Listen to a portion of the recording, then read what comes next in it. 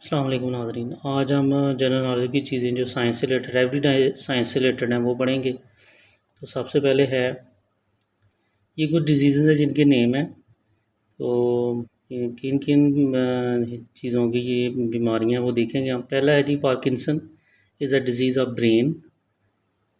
Cataract eyes की है ये।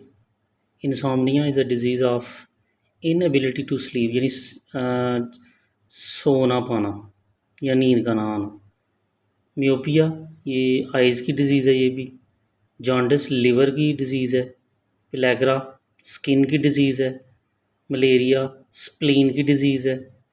डिप्थीरिया थ्रोट गले की डिज़ीज़ है ये। ऑस्टियोमाइलिटिस बोन्स की है ये। आर्थराइटिस जो है ये जॉइंट्स की है। निमोनिया लंग्स की है। प्योरिया टीथ की है। ओटिटिस ईयर्स की है। कोलाइटिस इंटेस्टाइन की है। और ग्लॉसिटिस ये टंग की डिज़ीज़ है। वीडियो पसंद आए तो लाइक करें, शेयर करें, सब्सक्राइब करें, कमेंट करें और प्रेस बेल आइकन बटन ताकि आपको जदीद और लेटेस्ट वीडियो जो है वो मिल सके।